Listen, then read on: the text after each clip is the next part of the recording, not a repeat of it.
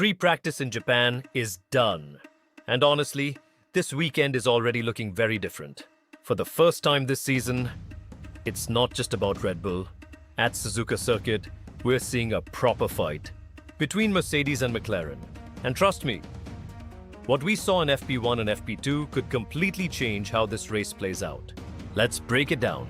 Suzuka is not just any track. It's one of the most technical circuits in Formula 1. You've got the famous S-curves in Sector 1, where car balance is everything, where precision meets raw physics. Then spoon curve, when she's on sand, then spoon curve, which destroys your tires, placing immense lateral G-force on the rubber. And 130R, one of the fastest corners in the world. It's a test of bravery and aerodynamic efficiency. So here's the key. If your car is stable, you're fast. If not, you struggle everywhere. And that's exactly what we saw today. Let's start with FP1, and this was a genuine surprise. George Russell, Kimi Antonelli, and Lando Norris. Mercedes locked a 1-2 on the timing screens, and it wasn't luck. The car looked planted through the S-curves, showing remarkable stability on entry, and they were strong on traction. That tells us something important about their 2026 development path. Mercedes has a very balanced setup for Suzuka. Meanwhile, McLaren was close, but not quite there yet in FP1. And Red Bull, they were quiet. Very quiet. Almost too quiet for a championship-leading team. Now FP2 changed everything. The track cooled down and the grip levels evolved. Oscar Piastri topped the session. And this time, the McLaren looked seriously dangerous. The car was flying in high-speed corners. Piastri looked very confident through 130R. They showed strong one-lap pace. So now we have a clear picture for the weekend ahead. Mercedes equals consistency. McLaren equals raw speed. And that's a dangerous combo for qualifying. Now let's talk about the big question. Where is Red Bull racing? Where is Max Verstappen?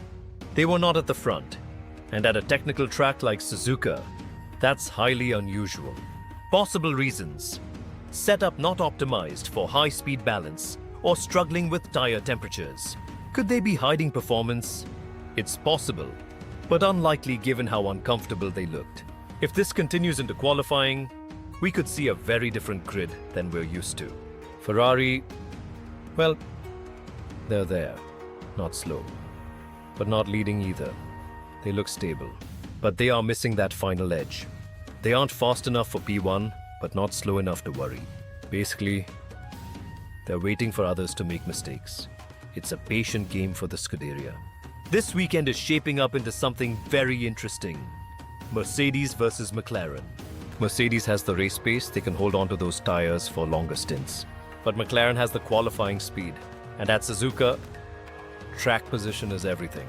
Whoever gets pole has a huge advantage for Sunday's Grand Prix. But if Mercedes manages tire life better, they could steal the win on strategy. Let's talk predictions. For qualifying, McLaren has a real chance for pole, especially with Piastri looking very strong. His confidence in the high-speed stuff is unmatched. For the race, Mercedes could be more consistent over long runs with their balanced setup. And don't count out Red Bull. If they fix their setup overnight, they can still come back. So Friday is done, and the story is clear. This is not a one-team weekend. This is a fight. Mercedes vs McLaren, with Red Bull trying to recover their form.